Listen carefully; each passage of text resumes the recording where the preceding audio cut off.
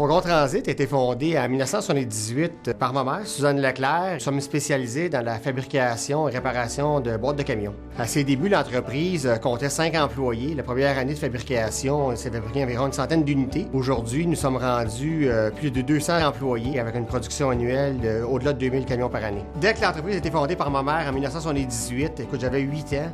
Et pour moi, j'étais déjà passionné des camions. Puis j'ai dit un jour, c'est certain que je vais construire cette entreprise-là. La mise en place de la deuxième génération s'est faite de façon assez graduelle. Moi, j'ai joint l'entreprise en 87 au département des ventes et dès 90, directeur des ventes, vice-président vente, vice-président de l'entreprise. Et à partir de 2001, j'ai vraiment pris le poste de directeur général de l'entreprise. Dans le début des années 90, avec le marché boursier qui était en baisse, les valeurs d'action avaient diminué. Pour la famille, c'était une opportunité de racheter les actions et puis de redevenir une compagnie privée. Donc en 2005, j'ai complété le rachat d'actions. J'ai été nommé président. Et puis c'est vraiment là qu'il y a eu le déclic de la relève qui s'est fait. Le transfert s'est effectué vraiment de façon naturelle, mais oui, pour ma mère, ça a peut-être été difficile parce que son premier bébé c'était moi, le deuxième bébé c'est son entreprise. Donc de lâcher prise, même aujourd'hui, quasiment 10 ans plus tard, elle vient ici puis c'est encore son bébé. Je pense que c'est plus de venir voir son monde, elle s'ennuie de son monde.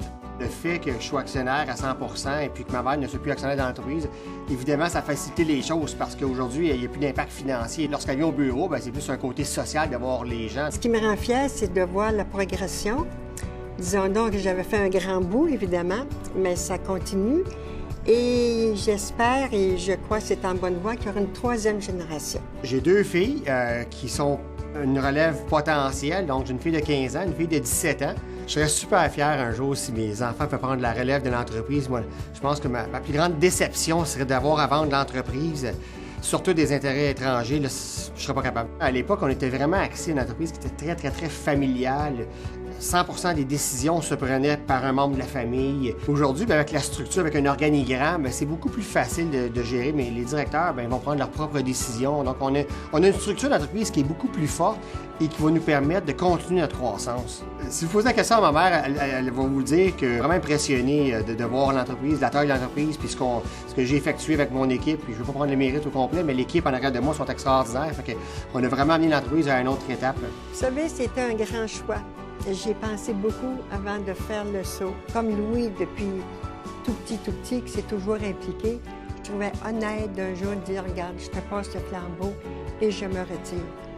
Parce qu'il le méritait d'une part, et puis on ne peut pas être 2 chefs non plus. Ma mère nous a amené un numéro 1 québécois. Aujourd'hui, on a environ 60% du marché québécois. Moi, mon objectif, c'est vraiment d'amener l'entreprise à un numéro 1 canadien. Et peut-être que la troisième génération ou la prochaine relève pour amener l'entreprise à un numéro 1 nord-américain.